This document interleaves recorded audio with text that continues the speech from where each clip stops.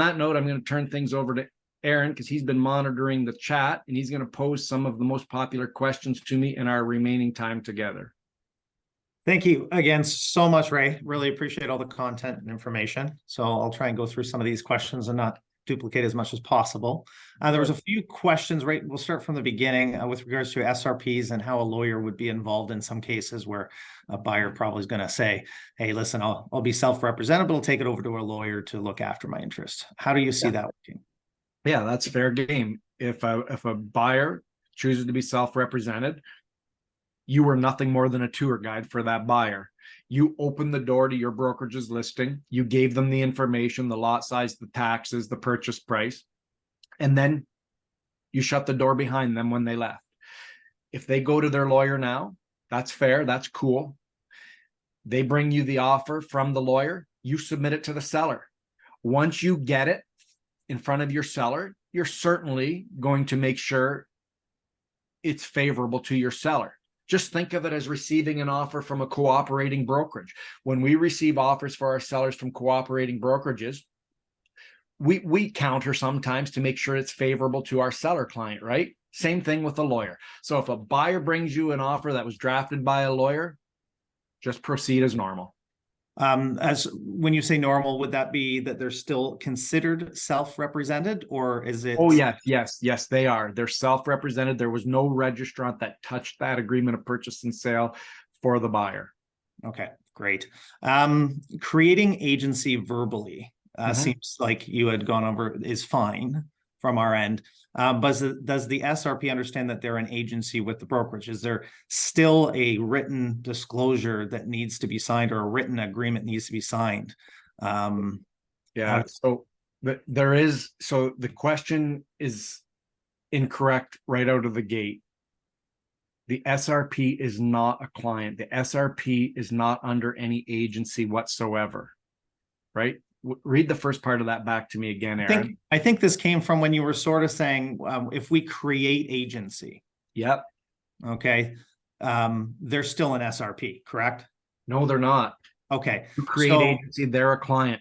We do this all the time today, and I bet you we don't even know we're doing it. If somebody calls us on the phone as a cold lead, and then they start asking us about sale prices and we give it to them, we're providing them client services. We create implied agency all the time today.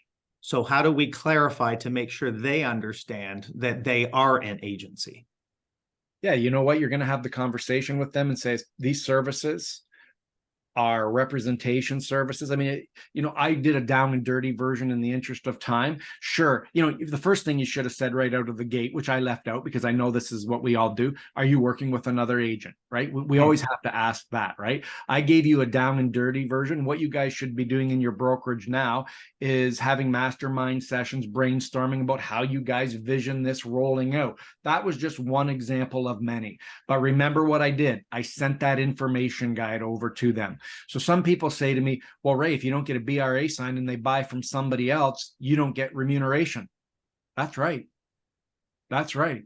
Like, the risk is if you don't get a BRA signed and they buy from somebody else, that you don't get paid.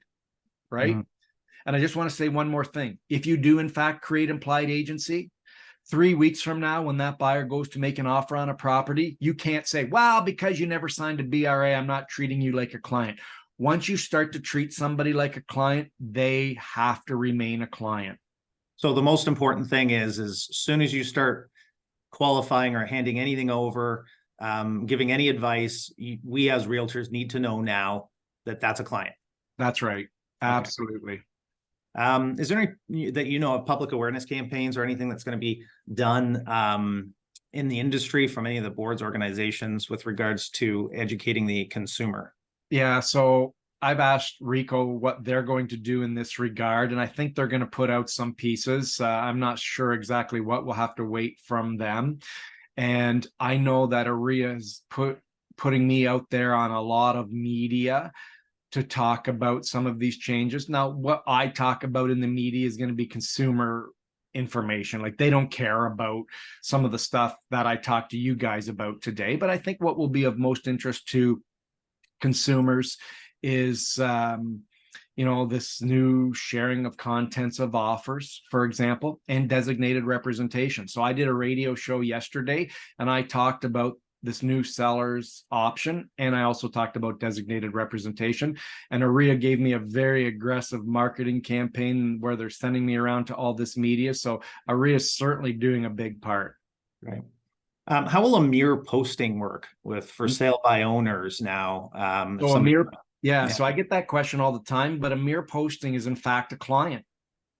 When we post somebody's listing on the MLS, they are in fact a client, and we're providing them very, very, very limited services. All we're doing for them is posting their listing on MLS, but they are in fact a client. And that's a common misconception, that mere postings aren't clients, but they are, because we've posted their listing on the MLS, and that is a client service.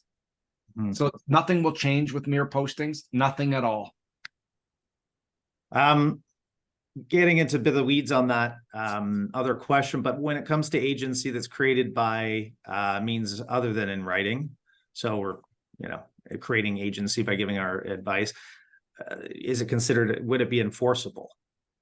And yeah, absolutely. I will let you know that when my conversations with the registrar himself, and we meet with him bi-weekly, he has said loud and clear, look, if it walks like a duck, if it quacks like a duck, it's a duck. If a consumer complains and they can illustrate that you, in fact, were providing them client services, that is the standard that you will be held to. Yeah.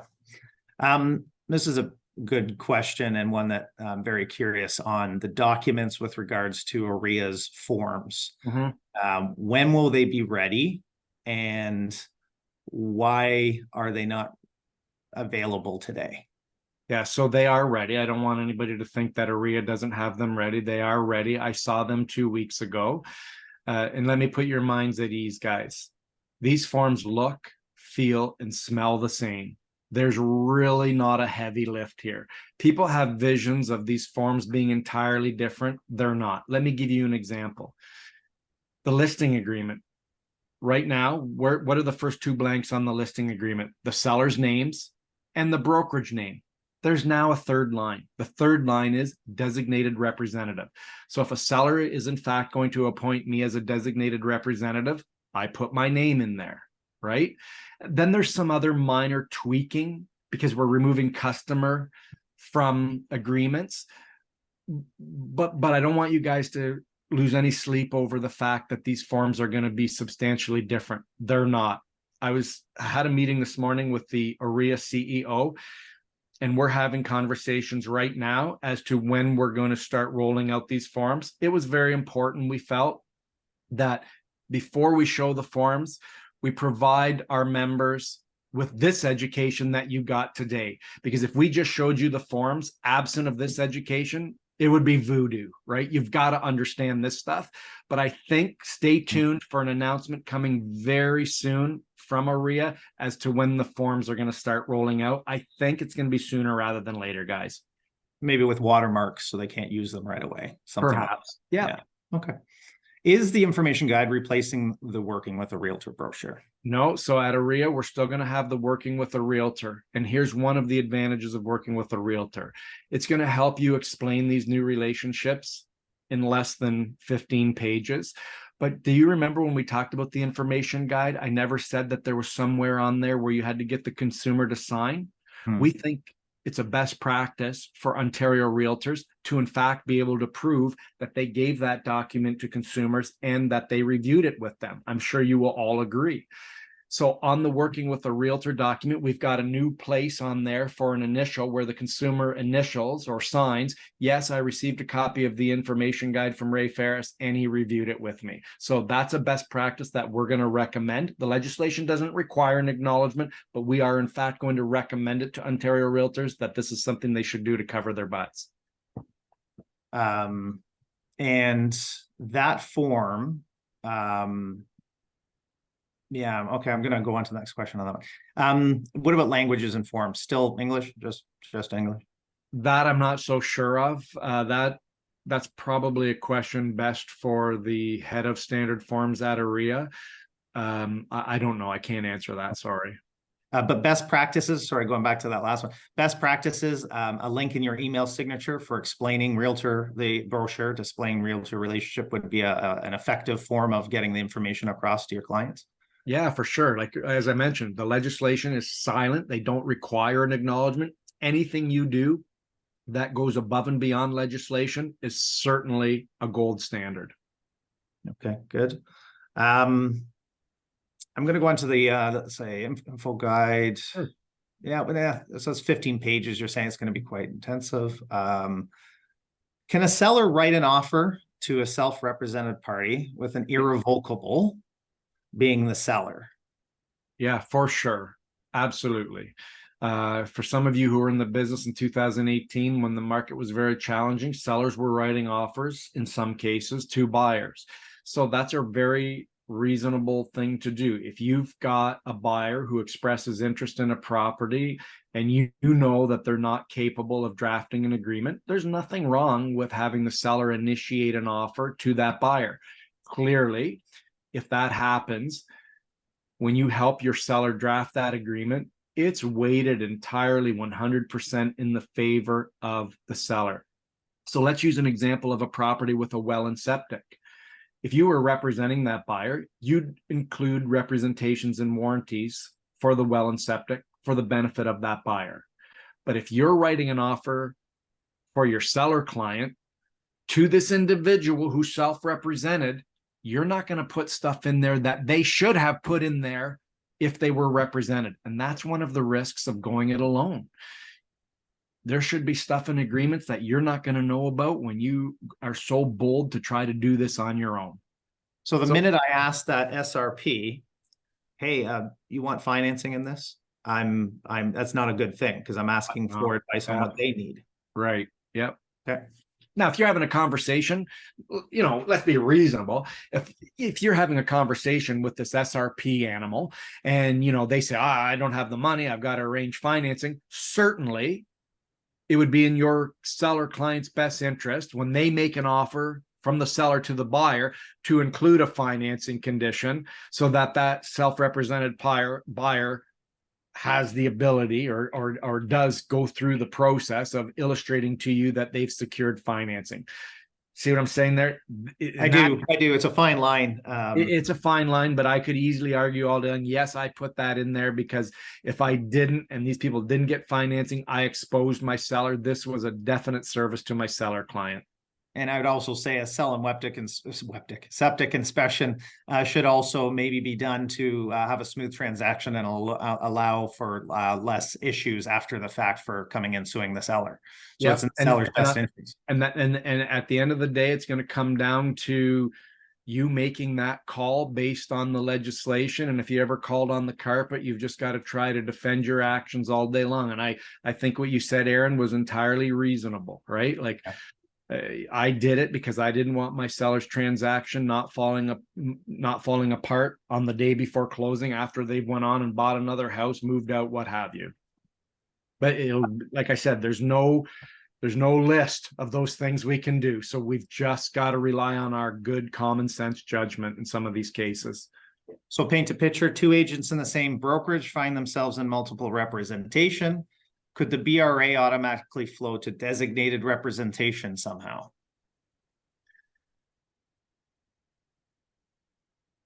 I'm not sure I understand the question. So once designated representation is permitted in Ontario on December 1, at the time you sign that buyer up to a BRA, you're going to insert on there that you're the appointed agent.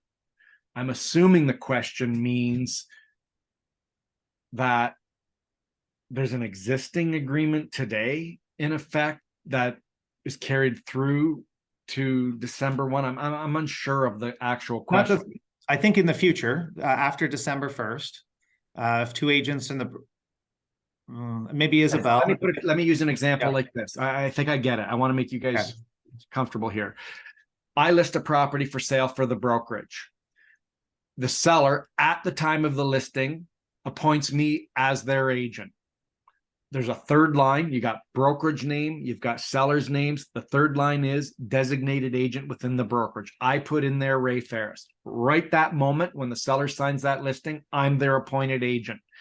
When a buyer signs a BRA with you, Aaron, there's that third line, designated agent. You put in there Aaron Richardson. You are automatically at that point deemed the agent for the buyer at the signing of the BRA. Now, here's what people ask me all the time. Aaron goes on vacation for 2 weeks. He's unavailable to be the designated agent. What do? You can amend the designated representation agreement to add another agent for a limited period of time. Okay. So in that conversation, if it's a team member that's going to be designated on the buy side, and they have a commission agreement with the team leader to benefit on the selling side from remuneration, what needs to be disclosed and how does that work? So teams have to be very careful. Very careful. So let me preface that by saying this. If your brokerage does in fact practice designated representation, and I think 90% of Ontario brokerages will. I mean, it's clearly a benefit to consumers. This is what consumers think they're getting already anyways. When somebody lists their house with me, they don't get that all of you guys in my brokerage are also there. I mean, they just don't get that. They don't want those limitations of multiple representation, do they? So teams have to be really careful. We all have to be very careful. So if you guys currently have brokerage meetings where you sit around and talk about your new listings and you say something currently like, I listed 123 Main Street, Port Rowan, because the seller bought another house that closes in 30 days firm. You can't do that anymore if your brokerage practices designated representation, because as the designated representative for that seller, you're responsible for safeguarding their confidential information.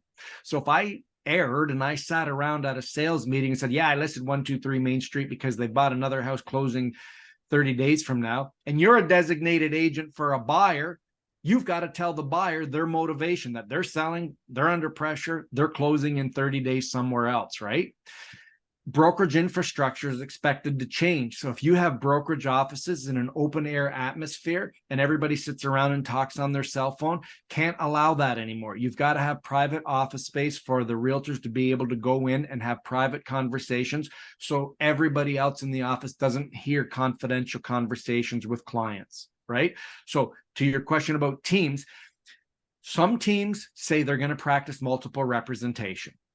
They've got to have policies and procedures in place where they can clearly illustrate that they're not sharing confidential information, because the expectation of teams today is that they work together as a team and share all kinds of information. But you're not allowed to share information with other agents if you're practicing designated representation. So do you see what a challenge it's going to be for teams? I'm not saying it's impossible. With the proper policies and procedures, it can be done. But I know from my conversations with the RICO registrar, you're going to have one heck of a time convincing him that your team put up those walls of separation. You're going to have a real challenge explaining that.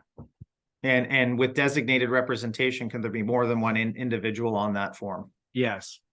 Okay. Yeah, you can put as many designated agents as you want. So if you have a team of 3, like I do, I can put all 3 team members on there as designated agents. And I think you brought up the answer to this with an amendment, but if you have a BRA and want to change a designated rep because it will be a multiple rep, will there be paperwork to show that it's changing to multiple rep? You wouldn't have multiple rep in that scenario, right? Because if there's a designated agent, like designated representation in effect gets rid of multiple representation, doesn't it? Right? So if you and I work in the same brokerage today, Aaron, and I have a property listed for sale and you're working with a buyer, today we've got multiple rep. But come December 1, if I'm the appointed agent for the seller and you're the appointed agent for the buyer, we no longer have multiple rep. Until you go on a listing appointment with 2 individuals from your team that are working on that. So you designate both those people. And then one of them does an open house and brings an offer, you're in multiple rep at that point. In that example, you are still, yes. So you'd have to change that. So you guys might be saying, well, how in the heck do we jump from designated rep to multiple rep? We've got that covered in the new listing agreement and the buyer representation agreement. In there, there's going to be consent that says, hey, seller, hey, buyer, are you cool in circumstances where multiple representation is created for us to proceed? And they're going to say, yep, you just got to tell me about it at the time that it occurs, and I will decide right then and there whether I'm comfortable in proceeding or not. Okay. And just a reminder, working with a realtor does not become obsolete after December 1st. That was answered.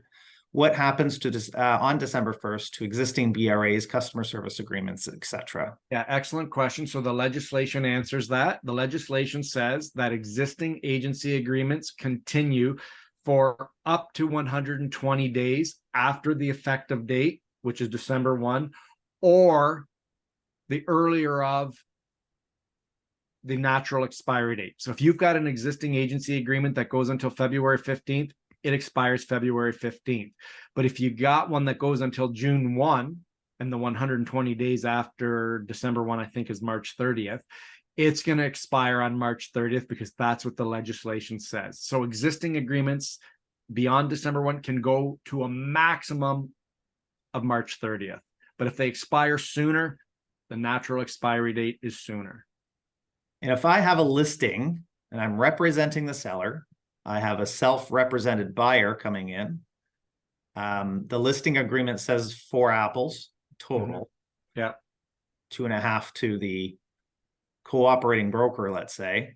Are you, as the listing agent, going to be getting the full commission? If that's what you and your seller agreed to at the time of the listing agreement. Remember when I talked about differing remuneration depending on different circumstances? That's one of the conversations you'll have with a seller at the listing table, right? You're going to say, Mr. and Mrs. Seller, the total remuneration here is 4 apples, notwithstanding what happens. I want the full freight no matter what.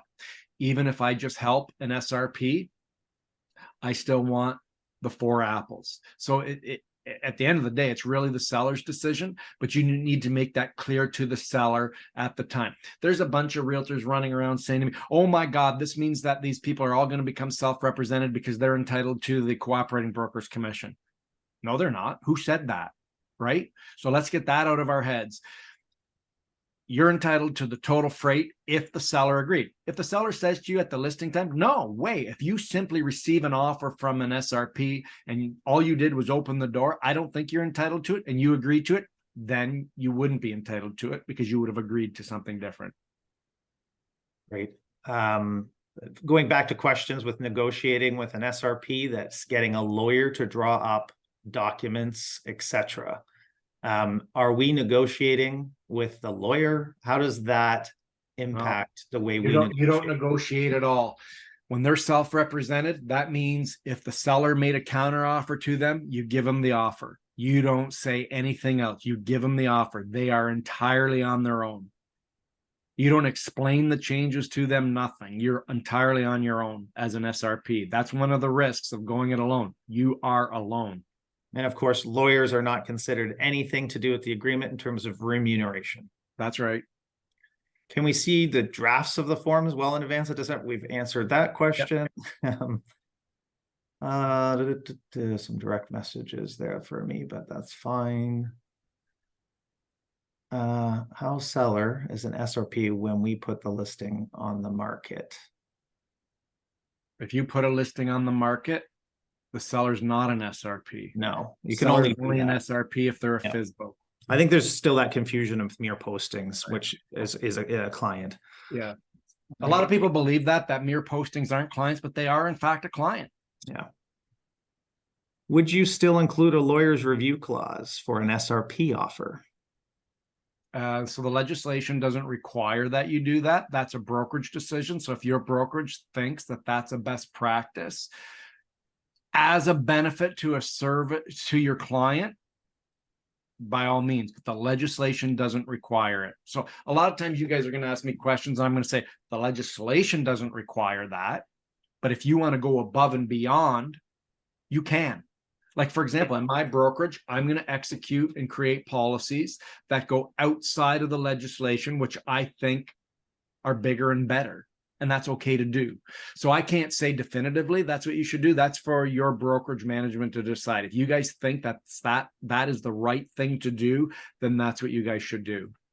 And of course, suggest that to the seller, that we think it's the right thing to do. And if the seller agrees, then it's in their best interest, then they can, that's. You nailed it, Aaron. That's absolutely right. Thank you. That's good. Just good comments. That was answered for teams.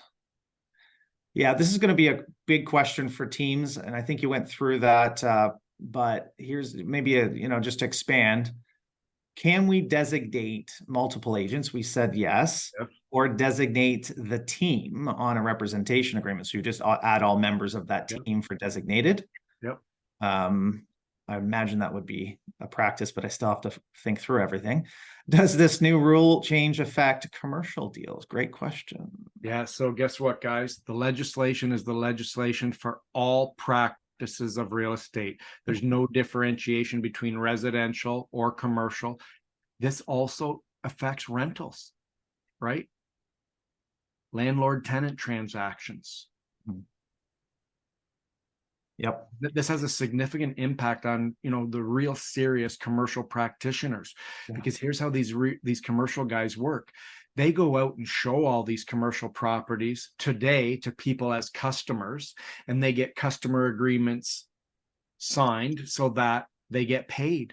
But as you guys heard, they can't do that anymore, because when these commercial agents find somebody a property, they don't write the agreement. Those people say, I'm going to my sophisticated law firm to write this agreement.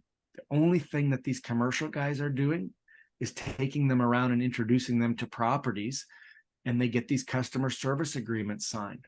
So the commercial guys have a real uphill battle here. A couple questions that were sort of answered, but maybe clarity just to make sure everyone understands.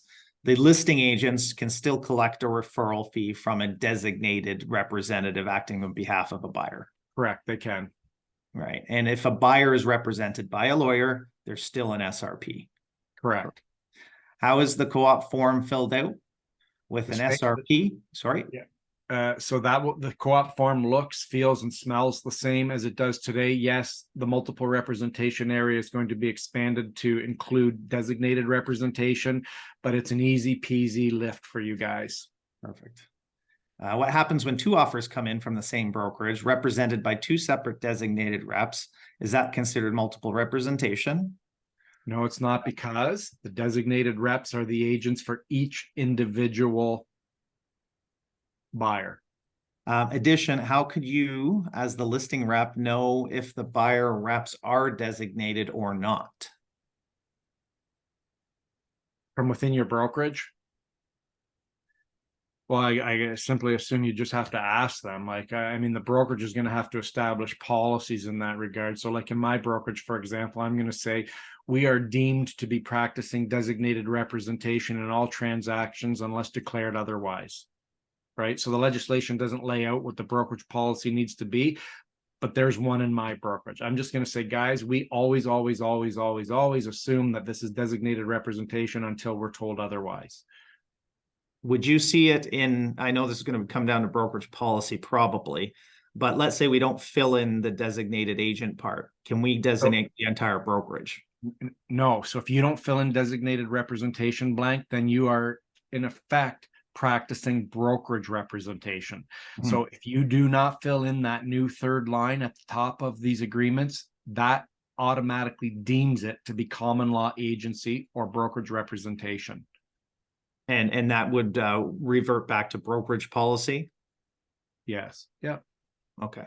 So we have to make that decision whether or not we'll allow that or not. Can it happen that a lawyer writes their own agreement of purchase and sale? One of the, we are not experienced to understand. They're going to use their own forms, for example, not AREA forms. Yeah, sure. Lawyers do use their own forms today, but let me be absurd, guys. If an SRP buyer writes an offer on the back of a cocktail napkin, that's an offer. Mhm. Nowhere in any legislation does it say you have to use the AREA agreement of purchase and sale.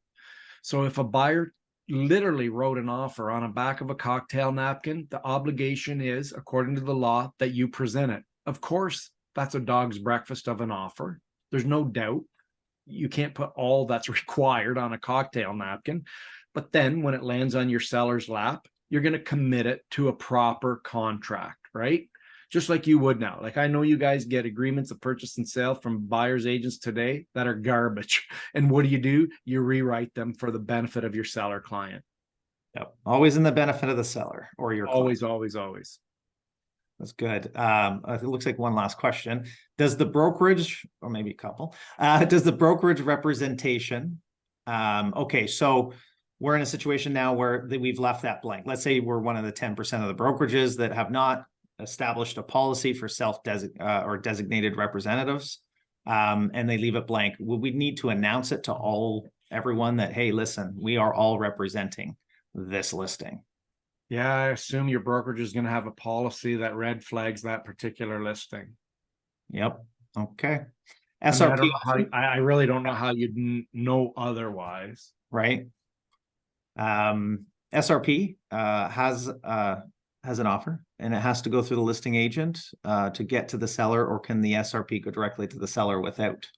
The law doesn't say that an SRP can't knock on the seller's door and give them an offer, right? That could happen today, right? Like, if there's a buyer so bold out there, I mean, you can be unrepresented today. I mean, I didn't include that in today's presentation, but self-representation does in fact exist today.